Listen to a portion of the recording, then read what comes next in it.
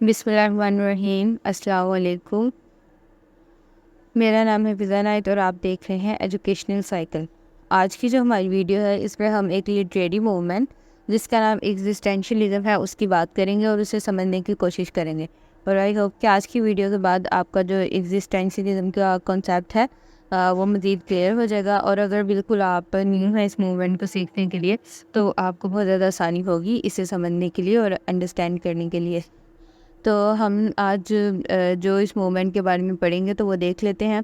तो आज की वीडियो में हम डेफिनेशन देखेंगे एग्जिस्टेंशियलिज्म की, उसकी हिस्ट्री देखेंगे, देन करेक्टरिस्टिक्स और फिर हम एग्जांपल्स देखेंगे और इन्हें समझने और पढ़ने की कोशिश करेंगे। तो सबसे पहले हम डेफिनेशन देख लेते हैं। Existentialism is a philosophical movement that emphasises individual freedom, choice and personal responsibility in a universe. Existentialism जो है वो एक फ़िलोसफिकल मूवमेंट है जो कि किस पे जोर देती है, इंडिविजुअल के फ्रीडम पे, उसकी चॉइस पे, उसकी जो रिस्पॉन्सिबिलिटी है, पर्सनल रिस्पॉन्सिबिलिटी यूनिवर्स के अंदर, इस दुनिया के अंदर। That lacks inherent meaning. अब ये क्या है कि इंसान की अगर कोई चॉइस है, उसका कोई आज़ादी है, वो किसी चीज़ को उसकी चॉइस हो सकती है चीज़ों में, या उसकी जो पर्सनल एक रिस्पॉन्सिबिलिटी है उसका कोई भी इनहेरेंट मीनिंग नहीं है। It suggests that people must create their own purpose and values through their actions, as there is no predetermined essence or purpose for human existence.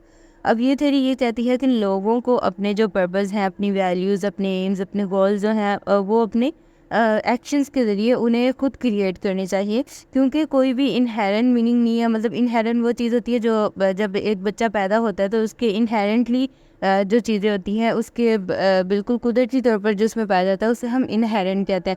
तो ये थ्योरी कहती है कि लोगों को अपना जो पर्पस है, वैल्यूज़ है, वो अपने एक्शंस के ज़रिए खुद क्रिएट करना चाहिए, क्योंकि ये पहले से डिटरमाइंड नहीं होता, इसका पहले से कोई पर्पस नहीं होता है इंसान की एग्जिस्टेंस के लिए। Existentialism explores themes of anxiety, alienation, and the search for authenticity in a world that can seem chaotic or absurd. अब एग्जिस्टेंशलिज्म के थीम्स होते हैं एनजाइटी के, एलियनेशन के, फिर इसमें जो इंसान है वो ऑथेंटिसिटी दुनिया के अंदर ढूंढता है, हम चीज़ों को एक उसकी वो कितनी रियल है, ट्रू है, या फिर वो सही है या गलत है, इसके बारे में ये जो एग्जिस्टेंशलिज्म है ये वाले थीम जिसके अंदर होते हैं, जो कि बिल्कुल एब्सर्ड लगता है, इस तरह हो ही नहीं सकता, जो कि एग्जिस्टेंशलिज्म की जो राइटर्स हैं वो कहते हैं, या ये थ्योरी जिस चीज़ पे बिलीव करती है। तो सिंपली एग्जिस्टेंशलिज्म जो है वो एक फ़िलोसफिकल मूवमेंट है जिसके अंदर ये कहा जाता है कि इनहेरेंटली ना इंसान की कोई चॉइस होती है, ना फ्रीडम होता है, ना उसकी पर्सनल रिस्पॉन्सिबिलिटी होती है, लेकिन इंसान को अपने एक्शंस के ज़रिए अपनी वैल्यूज़, अपने पर्पस को क्रिएट करना चाहिए। इनहेरेंटली उसके पास कुछ भी नहीं होता, वो अपने एक्शंस के ज़रिए अपनी वैल्यूज़ को देखे, अपने पर्पस को देखे, क्योंकि पहले कुछ भी प्री डिटरमाइंड नहीं होता इंसान के एग्जिस्टेंस के लिए, ठीक है। और इसमें जो थीम है वो एनजाइटी है, एलियनेशन है, ऑथेंटिसिटी को सर्च करना दुनिया के अंदर, जो कि एक एब्सर्ड चीज़ें लगती हैं, मतलब जिनका कोई लॉजिक नहीं है, जिसकी कोई रीज़न नहीं है। आगे हम इसकी हिस्ट्री देख लेते हैं। एग्जिस्टेंशलिज्म जो है वो 19वीं सदी में जो फिलोसोफर्स थे जैसे सोरेन कियरकेगार्ड एंड फ्रेडरिक नीत्शे, इन्होंने मतलब जो ट्रेडिशनल बिलीव्स थे, गॉड के ऊपर जो बिलीव है, या मीनिंग, गॉड एंड मीनिंग का जो बिलीव्स हैं, इनके ऊपर इन्होंने क्वेश्चन किया था, ट्रेडिशनल वैल्यूज़ को इन्होंने किया था। जैसे लोग कहते हैं कि मतलब ये हमारा बिलीव है एज अ मुस्लिम के अल्लाह ताला हैं और उनकी एग्जिस्टेंस है, लेकिन ये जो थेरिस्ट हैं इनके मुताबिक इन्होंने क्वेश्चन किया था जो ट्रेडिशनल बिलीव्स हैं, जैसे कि हम लोग भी शुरू से मानते आ रहे हैं, या जितने रिलीजन हैं उनमें जो ट्रेडिशनल वैल्यूज़ हैं उन्हें इन लोगों ने क्वेश्चन किया था। और फिर उसके बाद ये जो मूवमेंट है ये 20वीं सेंचुरी में बहुत ज़्यादा, वर्ल्ड वार 2 के बाद इसने यूरोप के अंदर बहुत ज़्यादा इसकी आप कह सकते हैं पॉपुलैरिटी बहुत ज़्यादा बढ़ गई है। और इसके जो मानने वाले थे जैसे कि जेन पॉल सार्त्रे और साइमन था इसके मानने वाले। Their work focused on individual freedom, उनका जो काम था वो फ्रीडम के ऊपर, चॉइस के अंदर, challenges of living, authenticity in a seemingly different way, ये वर्ड थे, ये जो है ये उनके फेमस जो उन्होंने काम किया उसका फोकस इसी के ऊपर था। अब ये जो एग्जिस्टेंशलिस्ट है इनके आइडियाज़ उनसे होते हैं, ये लिटरेचर, आर्ट, कल्चर, पे बहुत ज़्यादा ही ये फोकस करते हैं, एम्फसाइज करते हैं, जिसकी वजह से जो ह्यूमन जो डिस्कशन है अबाउट ह्यूमन एग्जिस्टेंस या उनके पर्पस के बारे में वो वेरी करती है लोगों के अंदर। मैंने जैसे आपको पहले बताया कि एग्जिस्टेंशलिज्म जो है वो एक फ़िलोसफिकल मूवमेंट है। तो जो फ़िलोसफी होती है उसके अंदर कॉन्सेप्ट बहुत ज़्यादा डिफरेंट होते हैं।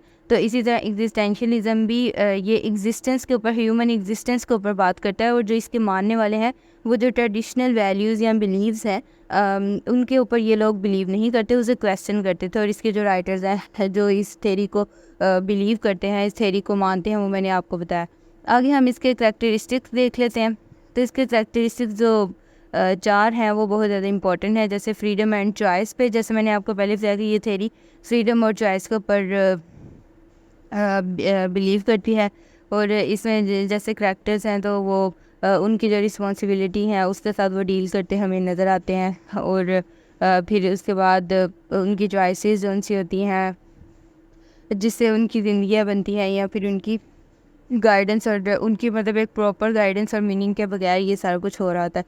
फिर आइसोलेशन एंड एलियनेशन भी इसका एक बहुत इंपॉर्टेंट एक करैक्टरिस्टिक्स है। जो बहुत ज़्यादा एग्जिस्टेंशलिस्ट वर्क हैं और वो करैक्टर्स को इस तरह डिपिक्ट करते हैं कि वो बिल्कुल आइसोलेटेड फील करते हैं सोसाइटी से, बिल्कुल वो अपना कोई रिश्ता जो है उन्हें नहीं नज़र आता, सोसाइटी से बिल्कुल कट कर वो रह रहे होते हैं।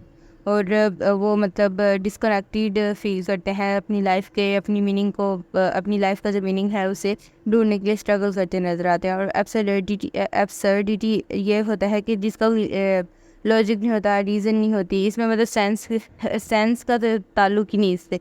और जैसे ये पहले कहते हैं कि कोई इनहेरेंट मीनिंग नहीं होता, इंसान अपने एक्शंस के ज़रिए ही अपनी वैल्यूज़ या अपने गोल्स, एम्स या उसके जो बिलीव्स हैं उन्हें शेप करता है। तो ये भी एक इसका सेंट्रल थीम है। और फिर उसके बाद ऑथेंटिसिटी वर्सेस बैड फेथ।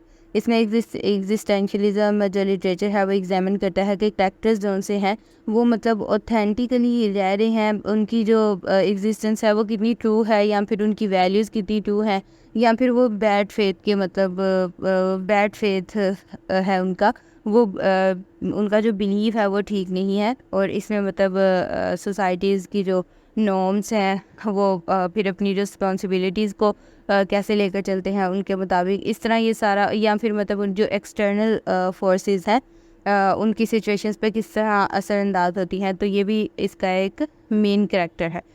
बाद में करैक्टरिस्टिक है। आगे जो लास्ट पे है ये इसकी 2 मेन एग्जांपल्स हैं। एक है The Stranger by Albert Camus और No Exit by Jean Paul Sartre. तो ये 2 बहुत इंपॉर्टेंट वर्क्स हैं जो एग्जिस्टेंशियलिज्म पे हुए। और जब आप इन वर्क्स को पढ़ते हैं या इवन इनकी समरीज जो मैंने भी यहाँ बिल्कुल शॉर्ट वे में आपको बताई हैं, तो आप फिर देखते हैं कि एग्जिस्टेंशियलिज्म एक कैसी मूवमेंट थी और उसमें क्या क्या हुआ, और वो किस तरह मतलब यूरोप के अंदर वो कैसे फैली, या फिर उसके जो राइटर्स हैं जो कि इसे फॉलो करते हैं वो उनकी राइटिंग में कैसे वो नज़र आती है कि एग्जिस्टेंशियलिज्म को वो किस तरह से बताते हैं। तो ये जो वर्क है ये 2 बहुत इंपॉर्टेंट हैं जिनकी समरी या इनके काम अगर आप पढ़ेंगे तो आपको इससे बहुत ज़्यादा समझ आएगी कि ये किस तरह के वर्क है। तो आई होप कि आज की वीडियो में जो हमने एग्जिस्टेंशियलिज्म के बारे में पढ़ा वो आपको ज़रूर समझ आया होगा।